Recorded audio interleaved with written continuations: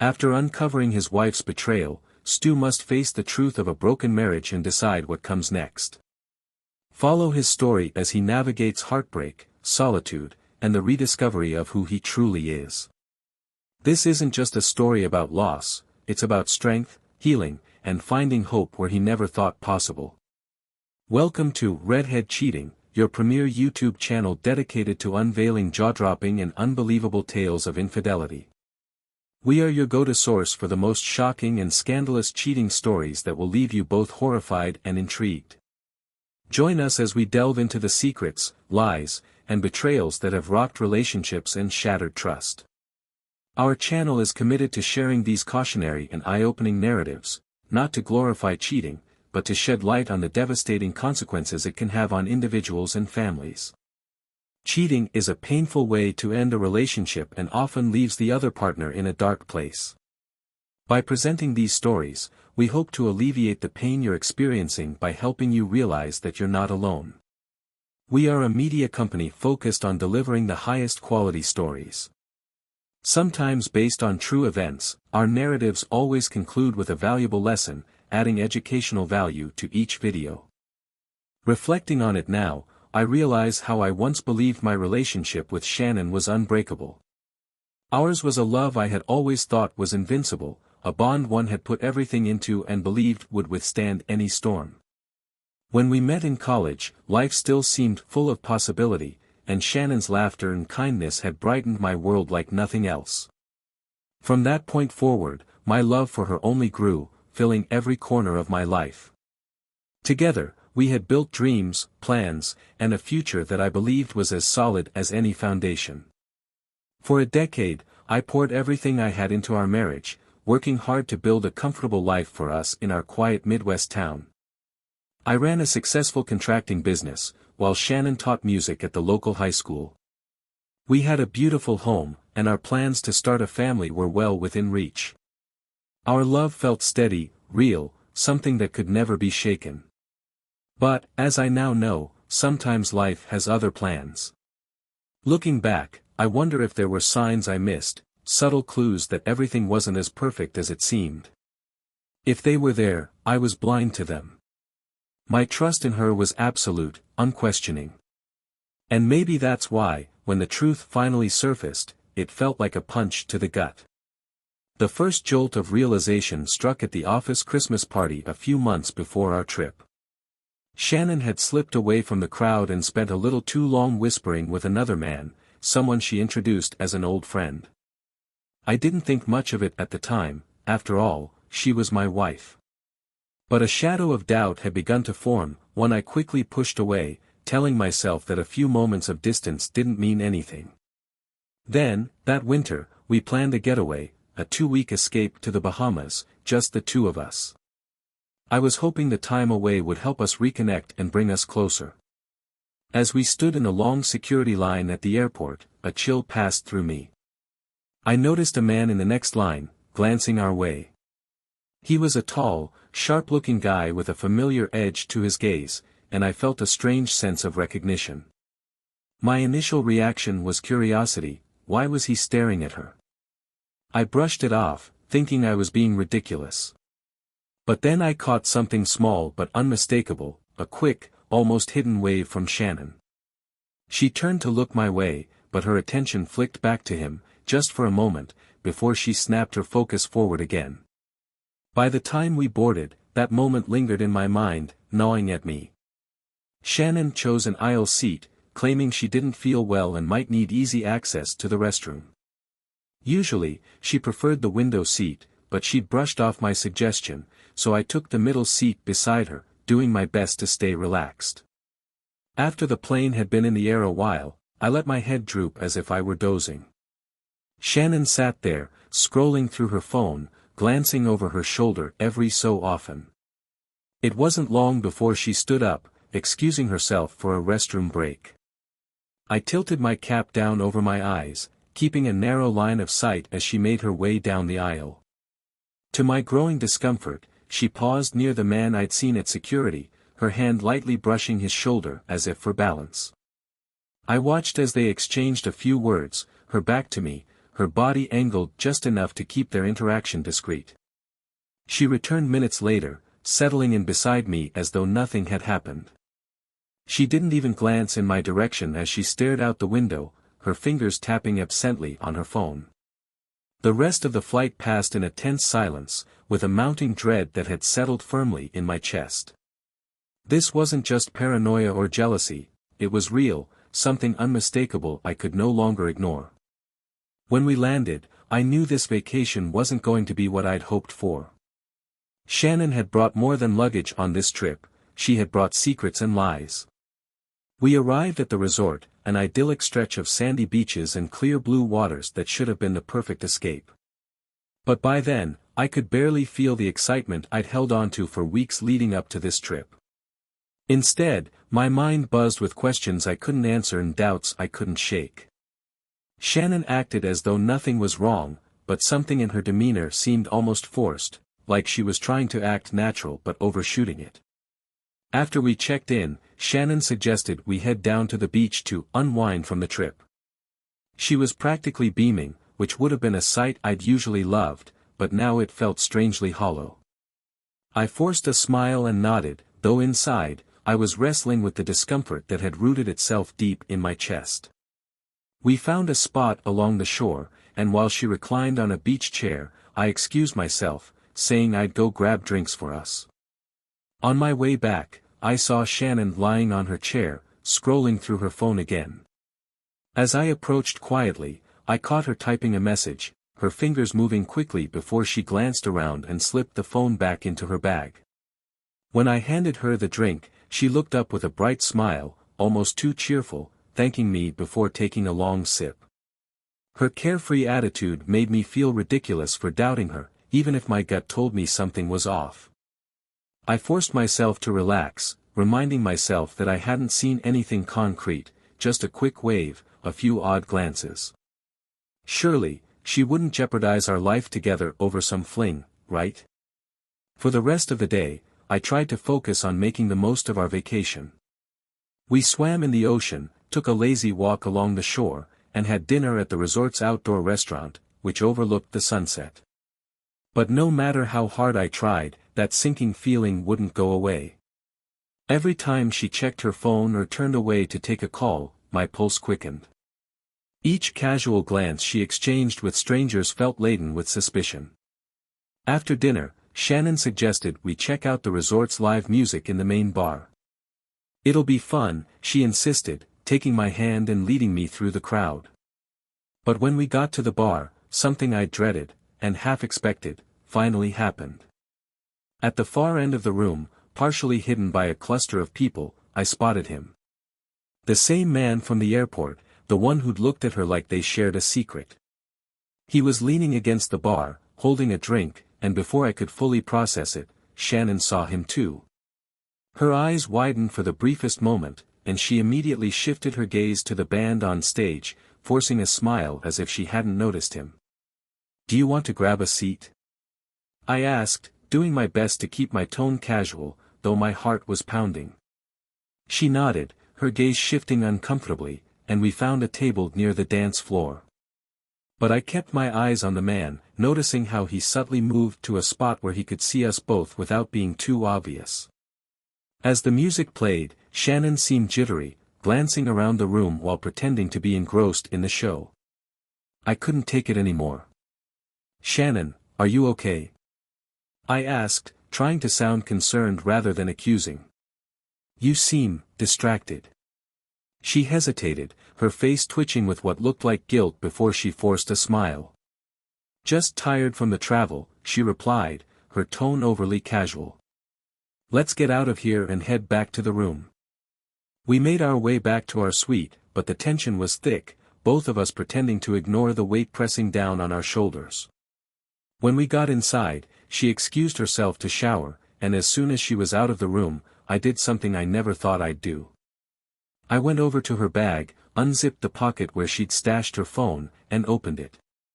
Her lock screen was still showing a recent message notification, "Can we talk?" From an unknown number. My stomach twisted, and I barely had time to process it before I heard the water turn off in the bathroom. I quickly returned the phone, my heart hammering as I settled back into the bed. When she came out, she looked surprised to see me lying there, her expression unreadable as she dried her hair with a towel. "Long day, huh?" she said, a faint edge to her tone. "Yeah," I replied, watching her carefully. I knew then that this vacation had shifted from a getaway to a search for answers. I had to know the truth. The next morning, I woke up determined to get to the bottom of whatever Shannon was hiding. She seemed cheerful enough, suggesting we go for breakfast at the resort's cafe. Her smile was bright, her laugh easy, but to me, it felt staged, as if she were putting on a performance.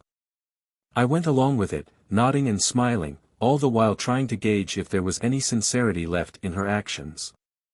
As we ate breakfast on the patio, she kept her phone on the table, face down, and each time it buzzed, she gave a nervous glance before quickly dismissing the alert.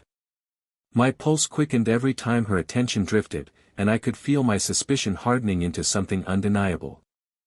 I was no longer wondering if something was wrong, I was trying to figure out just how deep it went. Later, we made plans to explore the local town nearby. Shannon seemed eager, but halfway through the morning, she claimed she'd forgotten something in the room and needed to go back. "I'll just be a few minutes," she said, barely meeting my eyes. "Sure," I replied, feigning a relaxed smile. But the moment she left, I knew I couldn't sit idly by. I waited a few beats, then headed back toward the room, careful to stay a distance behind her so she wouldn't notice me. As I approached the suite, I heard her voice through the slightly ajar door. My stomach twisted as I listened, heart pounding with a mixture of fear and fury. "No, it's okay, he doesn't know," I heard her say, her voice barely above a whisper. There was a pause, and I caught her sigh, a soft, almost affectionate sound. "Yes, I miss you too, but we have to be careful." I froze, the confirmation hitting me harder than I'd anticipated. The doubts, the suspicions, everything I'd tried to push aside, all of it was true. She was with someone else, someone she was hiding from me, even here, on this trip that was supposed to be our escape, our fresh start. Unable to stand another second of it, I pushed the door open, and her startled gaze snapped to me, phone still in hand. Her face went pale, her expression a mixture of shock and guilt. She quickly ended the call, shoving her phone into her bag as if she could hide what I'd already heard. "Who was that?" I asked, my voice low and steady, though I felt anything but calm. She opened her mouth, stammering, It was a friend, just checking in. I didn't want to worry you." "A friend?" I repeated, my tone sharper, cutting through her lie. "I heard you, Shannon. He doesn't know. I miss you too. I'm not an idiot." The color drained from her face, and for a moment, she looked as though she might argue, might try to spin another story. But then, as if realizing the futility of it, she sighed, her shoulders slumping. "Fine," she said quietly, her voice barely a whisper. "Yes, there's someone else." Her admission hit me like a punch to the gut, and I staggered, gripping the doorframe for support. This was the woman I'd trusted, the woman I'd given my life to. And here she was, admitting to a betrayal that shattered everything we'd built. How long? I managed, my voice hoarse, barely able to hold back the storm of emotions raging inside me. She looked away, refusing to meet my eyes. "A few months," she muttered. "It just happened. Just happened." The words echoed in my mind, fueling a cold fury that swept through me. All of those little moments, the late nights, the glances at her phone, the secrecy, it all made sense now, fitting together into a dark picture I couldn't ignore. "You were going to keep lying, weren't you?" I asked, my voice trembling. "Even here, even when I've given you everything?" She flinched, finally meeting my gaze, guilt flashing across her face. "I'm sorry, Stu. I didn't mean for this to happen. I didn't want to hurt you." "Didn't want to hurt me?" I echoed, unable to contain the bitterness in my tone. "You've been lying to me, hiding this, while I've been doing everything I can to make you happy. And you just let it happen. The silence between us was heavy, filled with the weight of everything unspoken, everything broken beyond repair. I felt like a stranger in my own life, as if everything I thought I knew had been ripped away, leaving me standing in the ruins of a marriage I believed was unbreakable. Without another word, I turned and walked out of the room, the door clicking shut behind me. I left the room, letting the door click shut softly behind me, the sound feeling final, almost like a punctuation mark at the end of a long, painful sentence. I walked down the empty hallway of the resort, feeling like the walls were closing in around me. Outside, the bright sun and endless blue ocean stretched before me, mocking the storm churning inside my chest.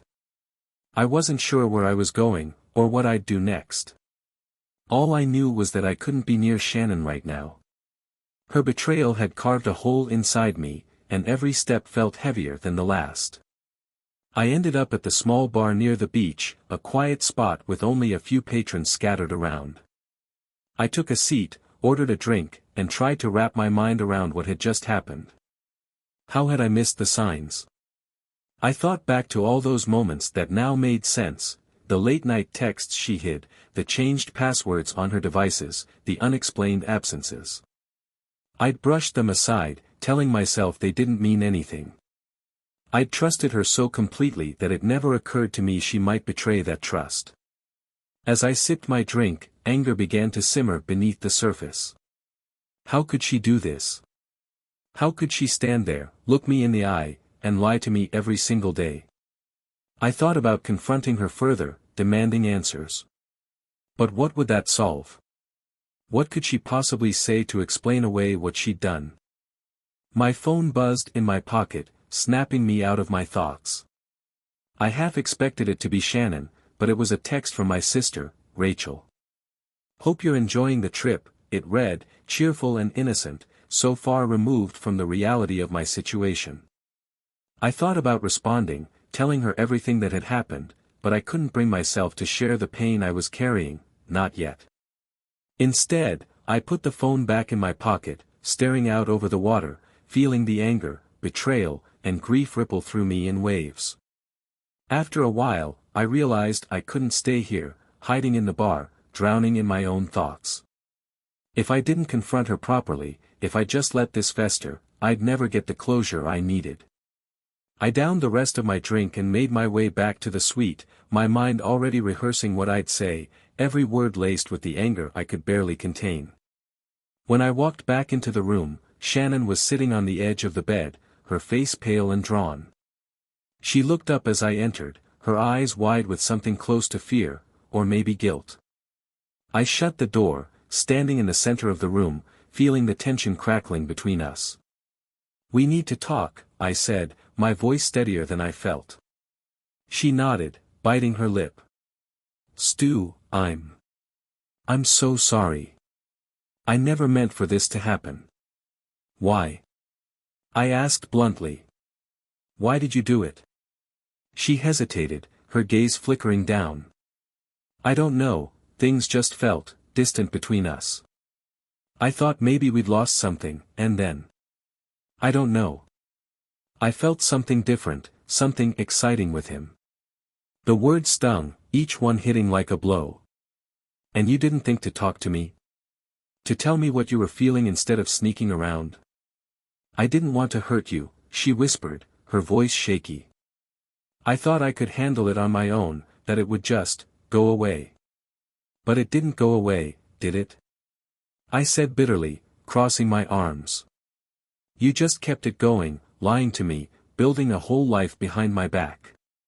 Tears welled in her eyes, and she reached out a hand, but I took a step back, out of her reach. "Please, Stu," she said softly, her voice breaking. "Let's try to fix this.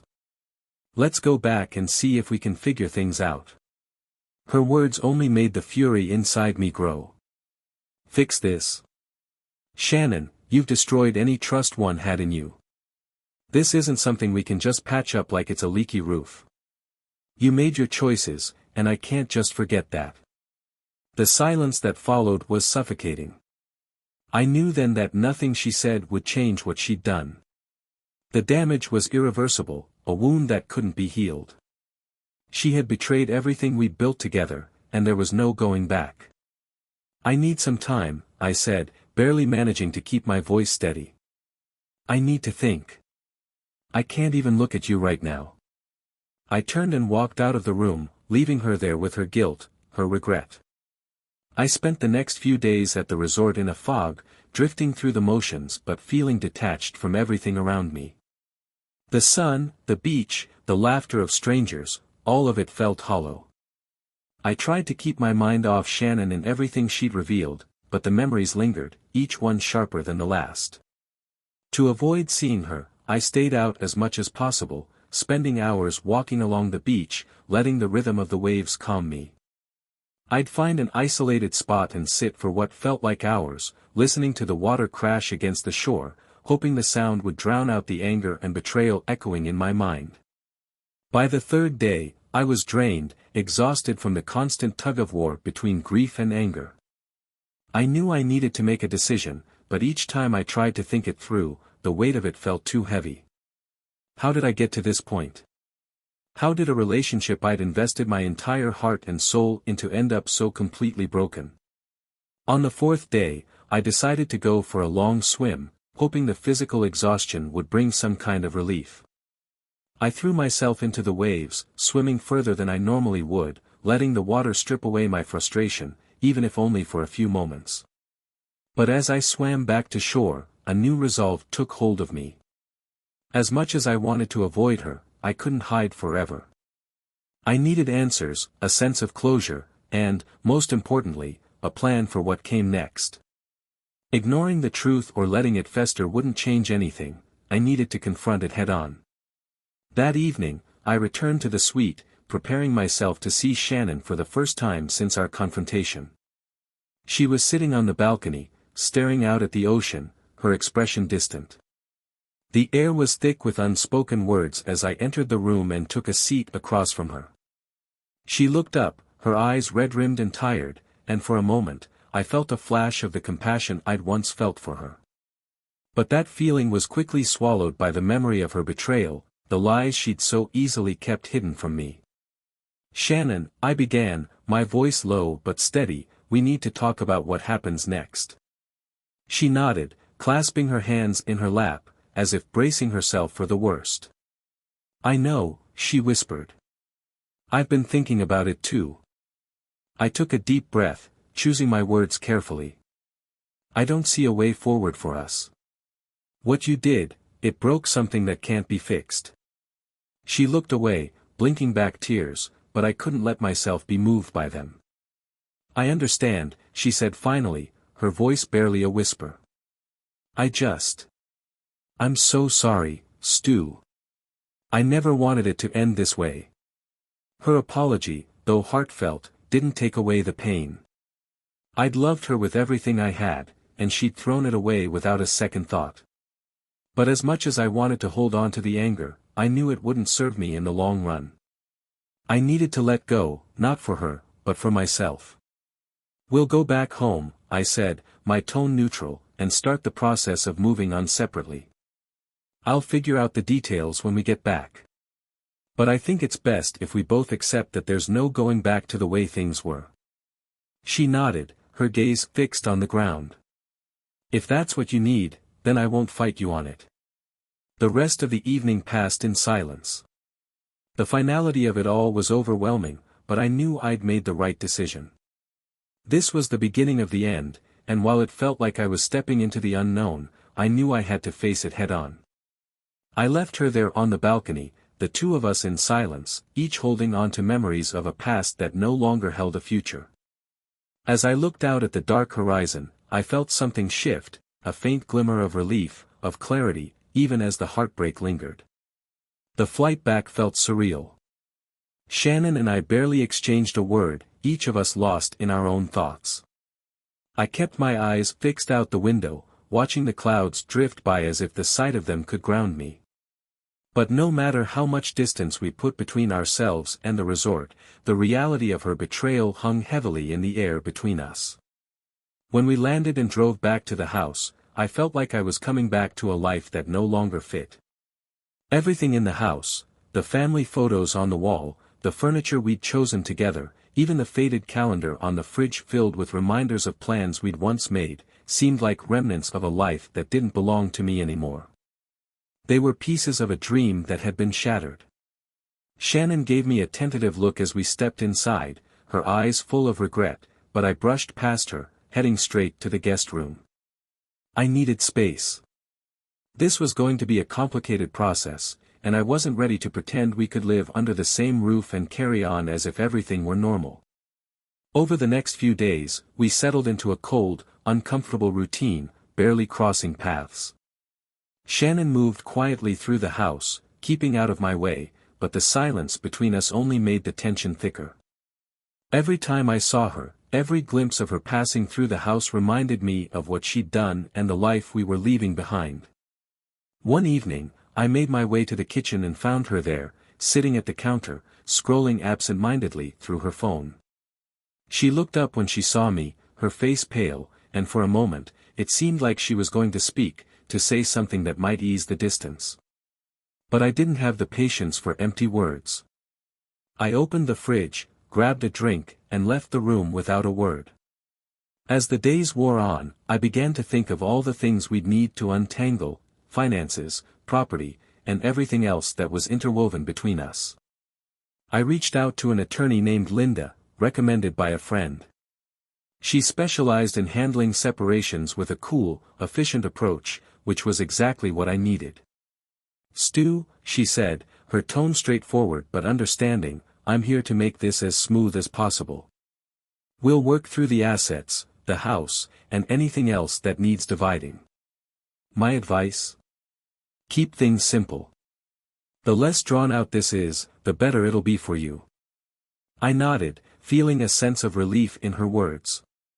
I wanted to move on, to close this chapter as painlessly as possible. Over the next week, Linda and I discussed the process, breaking down each piece of our lives that needed to be separated, piece by painful piece. Every conversation felt like letting go of another part of the life I'd once loved, but it was necessary. Shannon's attempts to talk to me became less frequent as she saw I was resolved. Eventually, it was as though she, too, accepted that there was no going back. We discussed selling the house, and even though the thought of leaving was bittersweet, I knew it was the only way forward. I needed a fresh start, a place that didn't carry memories of her and the life we'd shared. A few weeks later, I watched as boxes were filled, packed up with pieces of the life we'd built together. Shannon didn't protest, didn't try to argue or hold on. Maybe she knew, as I did, that any words she could offer would only feel hollow. It was painful, yes, but as I packed the last of my things, I felt a strange sense of closure. The hurt was still there, a constant ache, but as I stood in the empty house, looking at the bare walls and vacant rooms, I felt like I was finally on the other side of something enormous. The life I'd known was gone, but in its place, a blank slate lay before me, waiting for whatever came next. As I closed the door behind me, leaving the house and Shannon's memory in the past, I took a deep breath. This was the first real step forward, away from the betrayal, and toward the life I would rebuild from here on out. After leaving the house, I moved into a small apartment on the other side of town. It wasn't much, just a modest one-bedroom with sparse furnishings, but it was mine. It didn't have the weight of memories attached to it, no hidden reminders of broken promises. It felt like a clean slate, exactly what I needed. The first few nights were lonely, filled with echoes of the life I'd left behind. I found myself restless, lying awake, reliving every painful memory, every moment of betrayal. But over time, I started establishing small routines. Each new day brought a bit more clarity, each night a little more peace. I filled my days with work, taking on more projects than ever, hoping that immersing myself in tasks would drown out the lingering pain. One afternoon, as I was heading home from a long day on site, my phone buzzed. It was a message from Rachel, my sister, checking in on me. She'd been supportive throughout the whole ordeal, reaching out regularly even when I struggled to find the words to respond. "Hey, how's the new place?" she texted. "Want to grab a drink sometime? Just to catch up."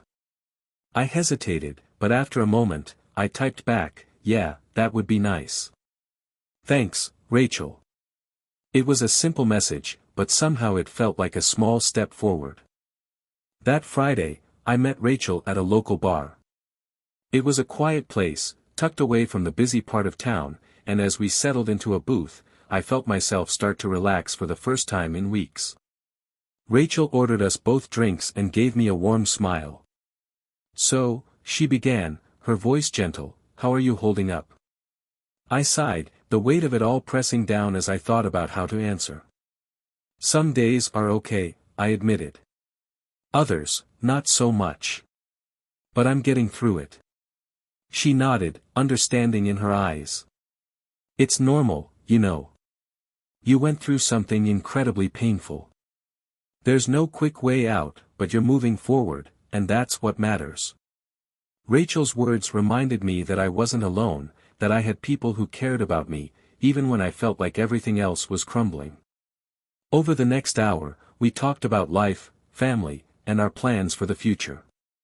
For the first time in a long time, I felt a glimmer of hope that things could get better, that maybe there was a life waiting for me on the other side of all this pain. As I walked back to my apartment that night, I felt a sense of relief, like I was finally beginning to emerge from the fog. The ache was still there, but it didn't feel as heavy. I had a small, supportive circle, and as much as my life had changed, I knew I could rebuild, piece by piece. In the days that followed, I began to fill my space with small comforts, plants, books, and photographs of family.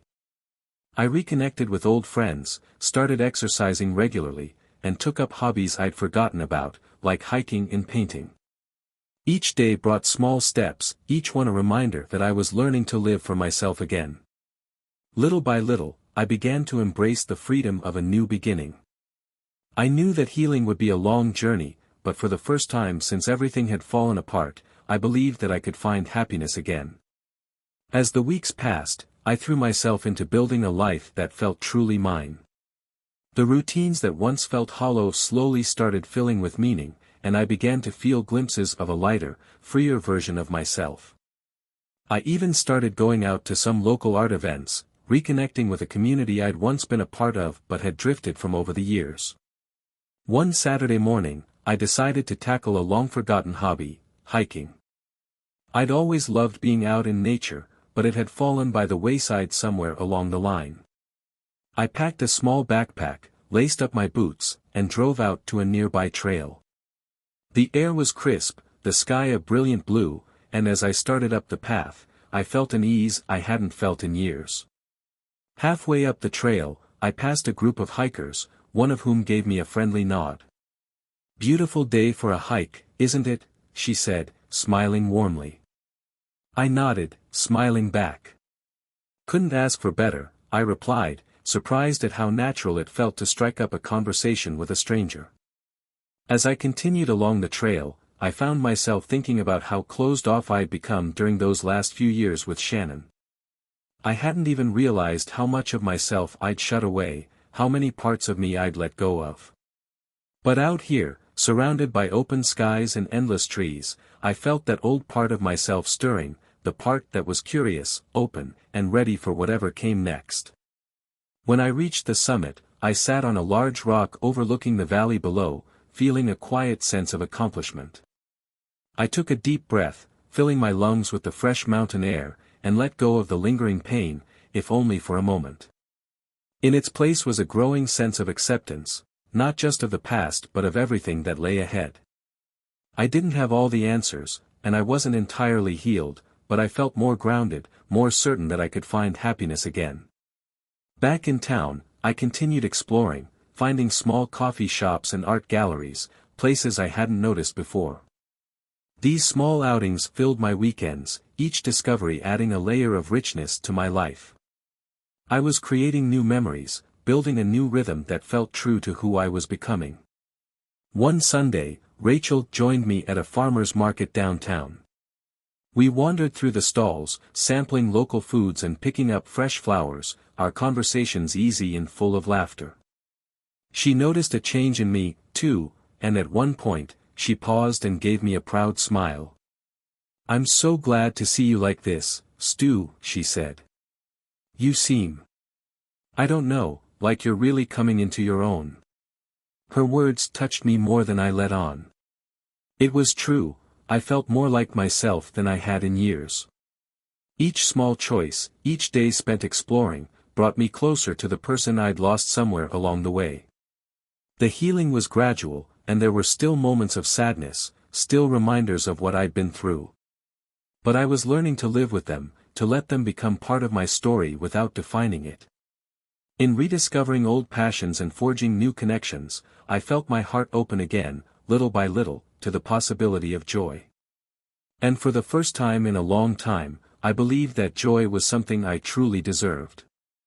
As time passed, my new routines and small adventures began to feel like second nature. The fog of betrayal had started to lift, and I was finding strength in ways I hadn't expected. The solo hikes, the weekend farmers markets with Rachel, and my growing circle of friends had all helped me rediscover parts of myself that had been buried for too long. One evening, after finishing a late project at the office, I decided to stop by a local cafe that was hosting an open mic night. It was a spot I'd often passed by but had never taken the time to check out. Curious, I walked in and grabbed a seat near the back, letting the lively chatter and acoustic music fill the space around me. As I sipped my coffee, a woman took the small stage with a guitar. She introduced herself as Mara and began playing a soulful, bluesy song that captured the entire room's attention. Her voice was warm and haunting, filled with a depth of emotion that drew me in. There was something familiar yet new in her performance, a feeling of resilience, of having lived through something and come out stronger. After her set, Mara stepped off the stage and walked toward the counter, catching my eye as she passed by. She offered a friendly smile, and on impulse, I nodded, signaling for her to join me. "That was incredible," I said, genuinely moved. I could feel every word. She smiled, her gaze open and kind. "Thank you. Music's always been my way of processing things, you know." "I get that," I replied. "It's therapeutic, in a way. Gives you a way to work through whatever's weighing you down." Our conversation flowed effortlessly, touching on everything from music and art to our favorite places in town. Mara shared how she'd started performing as a way to rebuild herself after a rough breakup, and I found myself opening up about my own experience, though I kept the details vague. There was an understanding in her eyes, a sense of having walked a similar path. Over the next hour, our laughter and easy banter felt like a balm to the wounds that had once felt so raw. Talking to her reminded me of the simple joy of connection, of feeling seen and heard without judgment. As the evening drew to a close, Mara smiled warmly. "You know, Stu, it's rare to meet someone who gets it. If you're ever up for it, I'd love to show you around some of my favorite spots in the city." I hesitated for a moment, the cautious part of me wondering if I was ready for this, but something inside nudged me forward. "I'd like that," I replied, genuinely meaning it. As we exchanged numbers and said our goodbyes, I felt a quiet excitement, a feeling I hadn't felt in years. It wasn't a rush or a spark, but rather a soft glow, a gentle reminder that life could still surprise me. That night, as I walked home under the streetlights, I felt a sense of peace settling over me. Meeting Mara reminded me that I didn't need to rush or force anything. I could take my time, one day at a time, opening my heart slowly, letting new possibilities enter my life naturally. Whatever lay ahead, I knew I was ready to embrace it. In the weeks that followed, Mara and I met up for coffee, walks, and the occasional live music show. Our connection felt natural, unhurried, two people who had been through life's storms and had come out stronger, each holding a quiet resilience. There was no rush, no need to define what we were, we simply enjoyed each other's company, letting things unfold one day at a time. Our evenings together became a part of my new life.